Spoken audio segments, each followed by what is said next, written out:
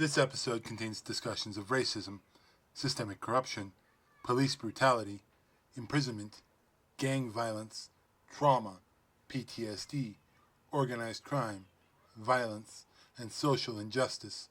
Listener discretion is advised.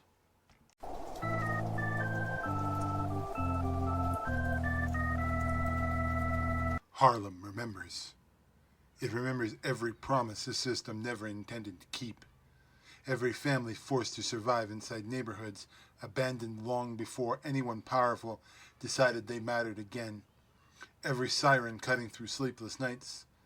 Every young person taught early that strength was often the only thing standing between survival and becoming another forgotten name buried beneath the city. But Harlem also remembers resilience. The music echoing from an apartment window during summer nights.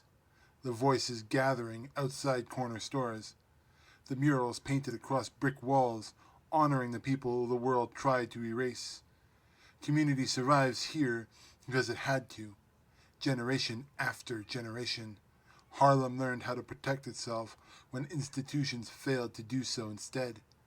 And for a long time, Carl Lucas believed he could build a future inside that world honestly, until the system took it away from him.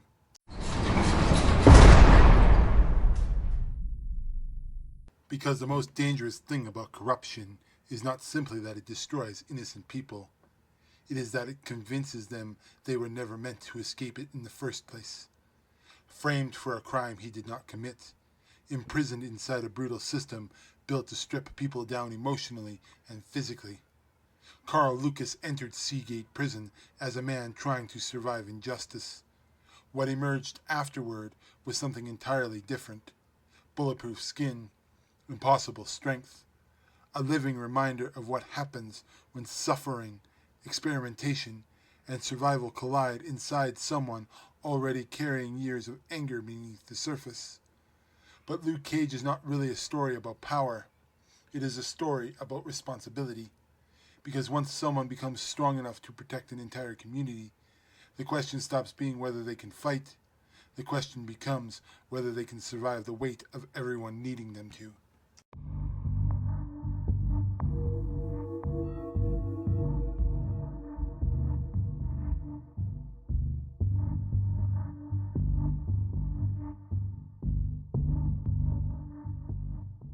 Welcome to Street Level, a cinematic Marvel lorecast exploring the vigilantes, criminals, corruption, trauma, and mythology hidden within the shadows of New York City. This is not a story about gods descending from the sky, or billionaires building weapons powerful enough to reshape the world overnight.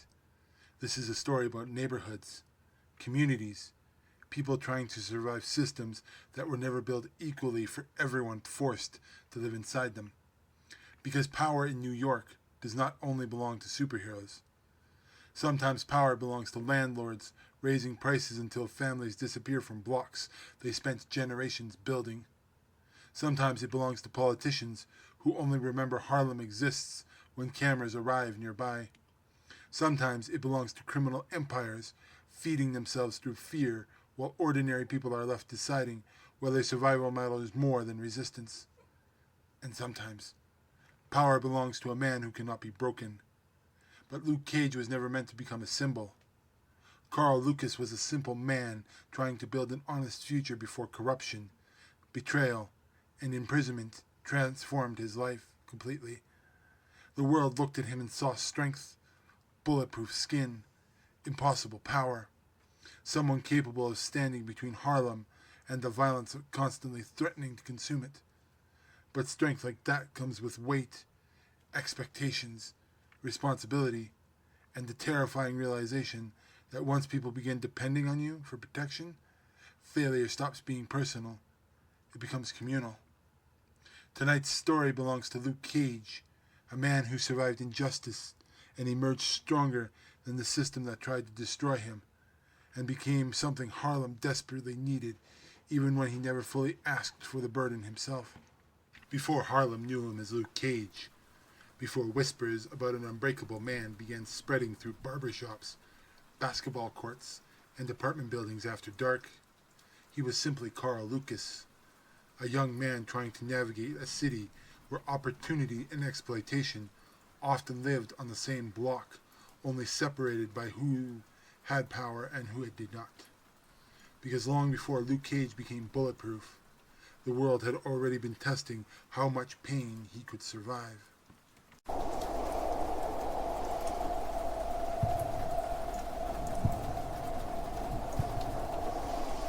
Before he became Luke Cage, Carl Lucas was simply a young man trying to survive inside a system already stacked unevenly against people who looked like him. Harlem shaped Carl early, not just through hardship, but through community, through culture, through the understanding that neighborhoods survive because people inside them learn how to protect each other long before institutions decide they are worth protecting themselves. Carl grew up surrounded by ambition, pride, and pressure. Like many young men in Harlem, he spent his early years trying to figure out what kind of future was actually available to him in a city where opportunity often depended on who held power and who was expected to struggle quietly without questioning it.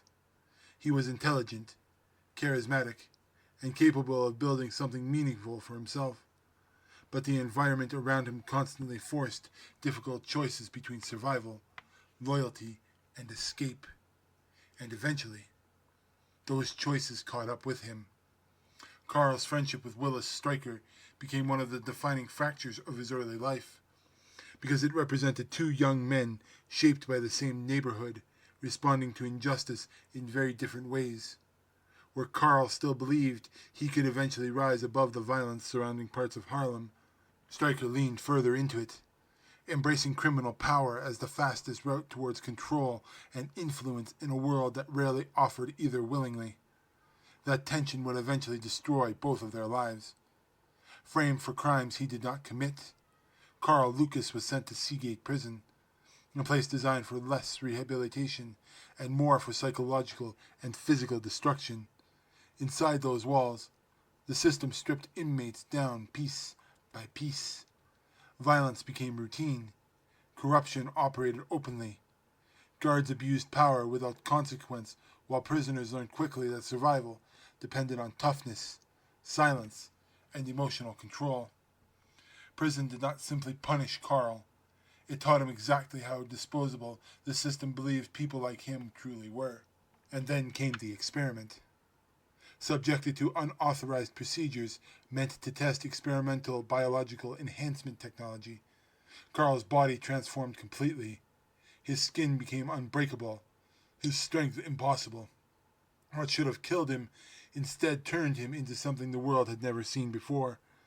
But Luke Cage's powers are important for reasons beyond the spectacle, because his body became what the world refused to allow black communities to feel emotionally: safe. Bulletproof skin is symbolic. It represents invulnerability inside a society where vulnerability often becomes weaponized against marginalized people repeatedly.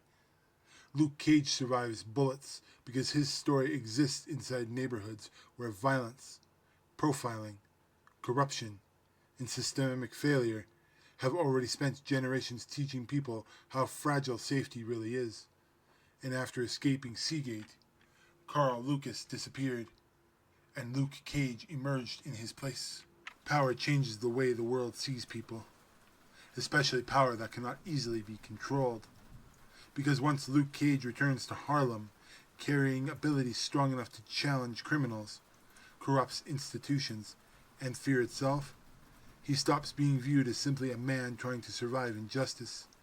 He becomes something larger, a symbol, a protector, proof that someone is powerful enough to fight back finally exists inside the neighborhoods long forced to endure violence mostly alone. But symbols come with expectations, and the moment the community begins depending on someone for protection, their failures stop belonging to them.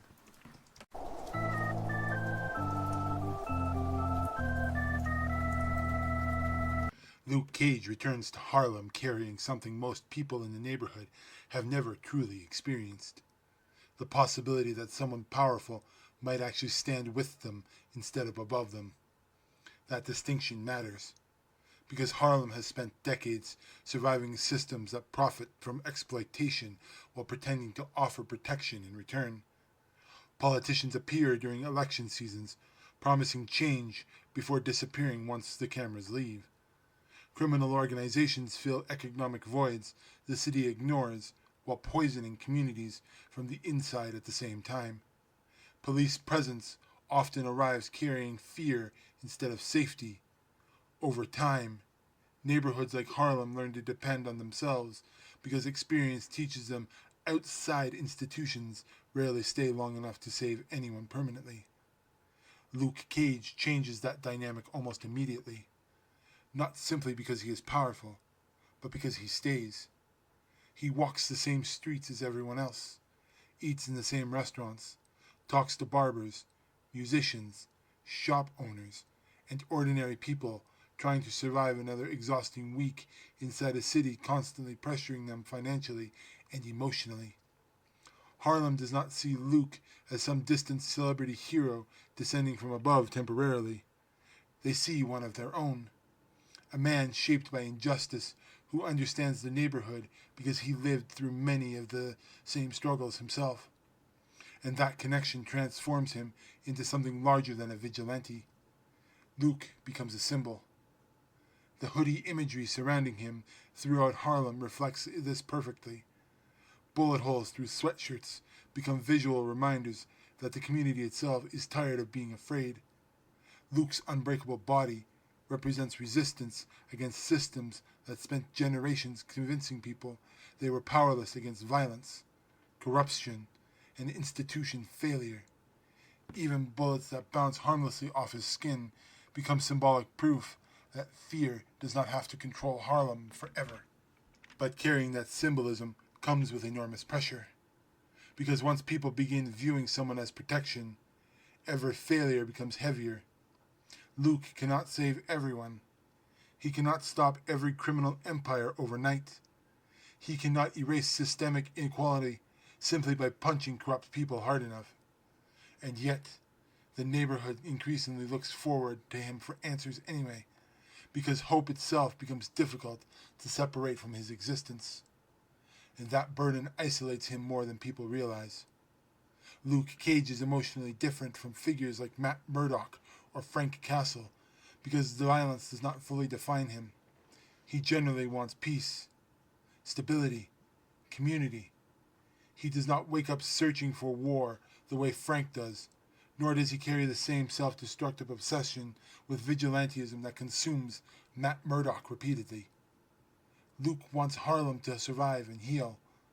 The tragedy is that the environment around him constantly forces violence into that mission anyway. And nowhere is that conflict clearer than in his war against Cornell Cottonmouth Stokes. Cottonmouth represents the version of Harlem consumed by cycles of power, fear, and survival economics. He is charismatic, intelligent, and deeply tied to the community itself, but he maintains influence through intimidation and criminal control. Luke's conflict with him becomes more than hero versus criminal. It becomes a battle over what Harlem is allowed to become moving forward, a neighborhood ruled by fear, or one finally capable of residing it openly. But power struggles like that never remain simple for long, because the deeper Luke becomes involved in protecting Harlem, the more dangerous people opposing him become. The problem with becoming a symbol is that symbols attract enemies, not just criminals looking to survive another day, but people terrified of what someone like Luke Cage represents politically, socially, and emotionally. An unbreakable black man refusing to bow to corruption threatens more than criminal organizations. He threatens systems built around fear, control, and the quiet expectation that certain communities should accept suffering as permanent. And eventually, protecting Harlem stops becoming about strength alone. It becomes about whether Luke Cage can survive carrying the hopes of an entire neighborhood without losing himself underneath the weight of it.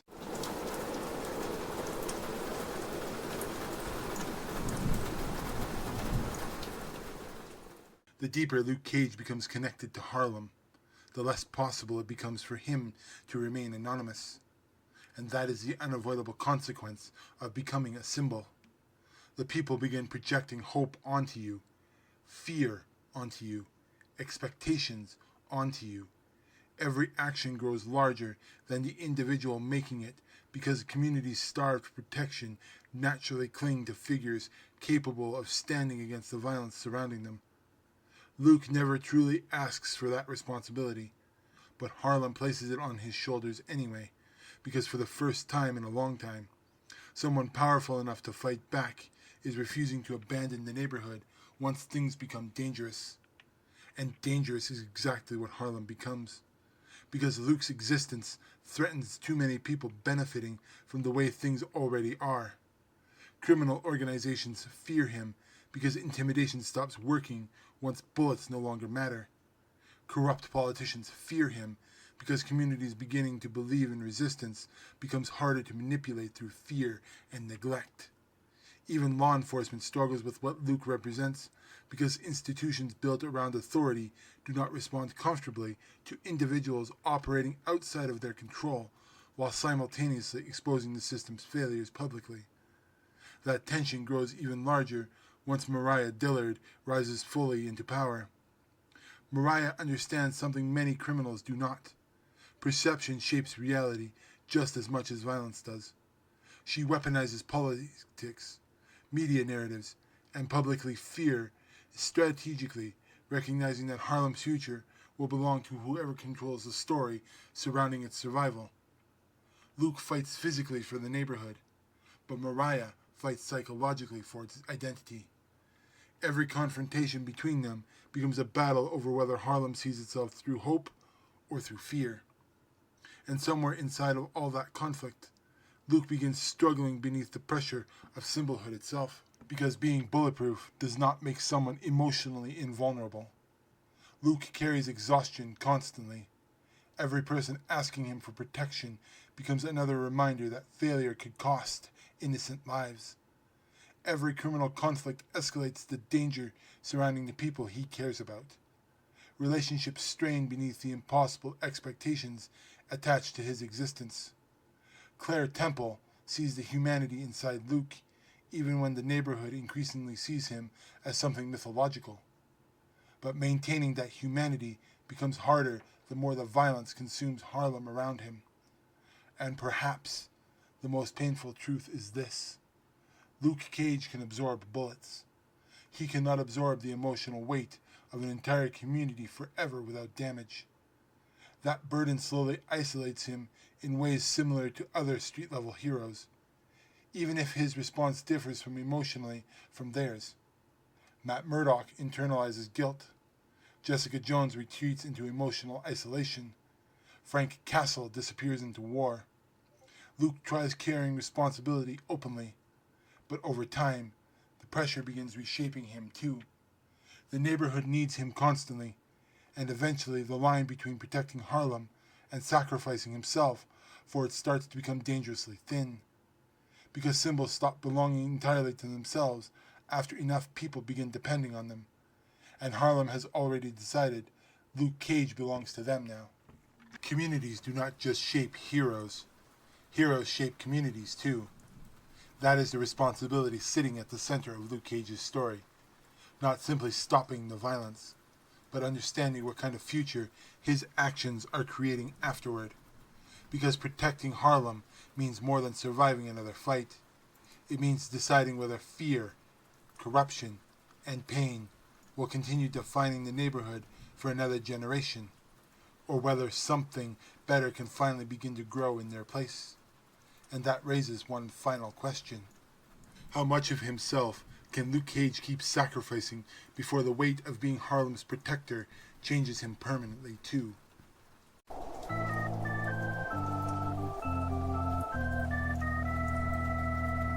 Luke Cage spends most of his life trying to protect Harlem from becoming consumed by fear. That is what separates him from so many other street-level figures throughout New York. Matt Murdock fights because of guilt, and justice pull him constantly towards conflict. Frank Castle wages war because vengeance became inseparable from survival.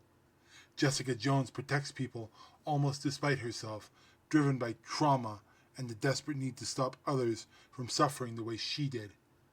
Luke fights because he genuinely believes communities deserve safety, not temporary survival, not fear disguised as order, actual protection.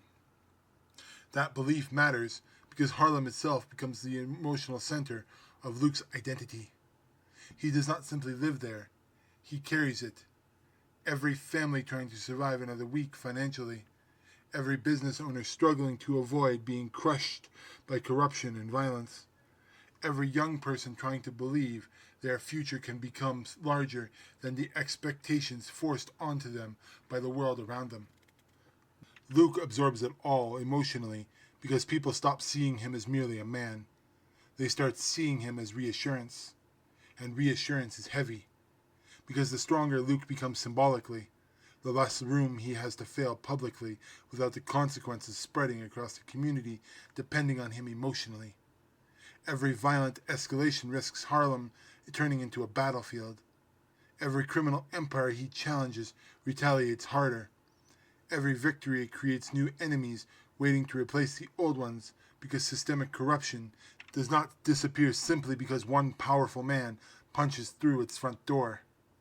That reality begins changing Luke slowly, not through bitterness the way it changed Frank Castle, not through obsession the way it changes Matt Murdock, but through responsibility so overwhelming it threatens to consume his personal identity underneath the role Harlem increasingly needs him to play.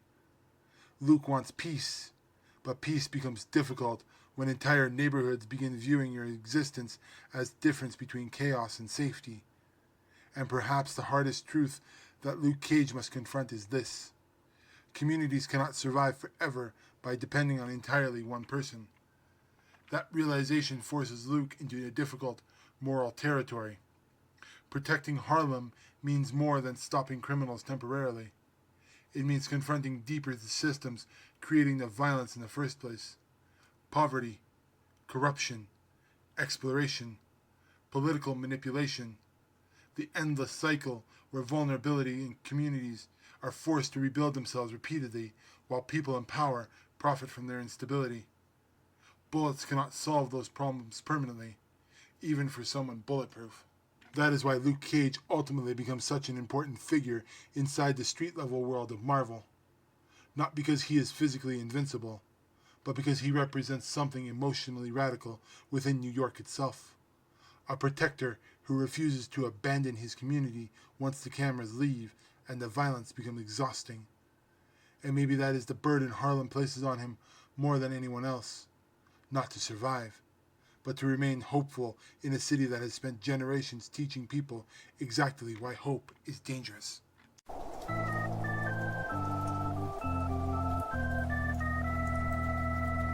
Luke Cage wants to protect Harlem, not rule it, not punish it, not escape it. Protect it. That goal sounds simple until you realize how heavy protection truly becomes once entire communities begin depending on someone emotionally as much as physically. Because Luke is not just stopping criminals anymore.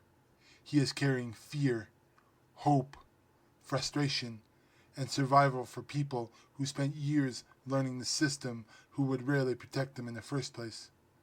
And maybe that is what makes Luke Cage such a complicated figure. Not his strength, his responsibility. Because the stronger Luke becomes symbolically, the more impossible it becomes for him to live only for himself anymore. Every decision affects Harlem. Every failure spreads fear. Every absence leaves people vulnerable again. The neighborhood looks at Luke Cage and sees safety in a world that rarely offers it constantly. And that kind of expectation can slowly consume even the people strong enough to carry it temporarily. That raises the question sitting quietly underneath Luke's entire story. How much of yourself can you sacrifice for a community before you stop belonging to yourself at all? Because Luke Cage is bulletproof, but emotionally. Even he cannot carry Harlem forever without eventually breaking somewhere underneath the weight of it. And maybe the tragedy of being a symbol is this: the people stop asking whether you are tired. They only ask whether you are still standing. Harlem keeps moving long after the violence fades for the night. Music still drifts through the apartment windows. Conversations still echo outside corner stores beneath streetlights. Families still wake up every morning trying to build ordinary lives inside systems that often make survival harder than it should be. And somewhere in the middle of all of this walks Luke Cage, not as a perfect hero, but as a proof that strength means very little if it is not used to protect people standing beside you. Maybe that is why Luke matters so much, not because bullets cannot hurt him, but because Harlem spent years needing someone willing to stay, someone willing to stand in front of fear instead of running from it, someone willing to remind the neighborhood that protection, dignity, and hope should never be luxuries reserved only for the powerful. And maybe the hardest part of carrying a city on your shoulders is realizing the city eventually starts believing you can never put it down. This has been Street Level, Stories from the Shadows of New York City.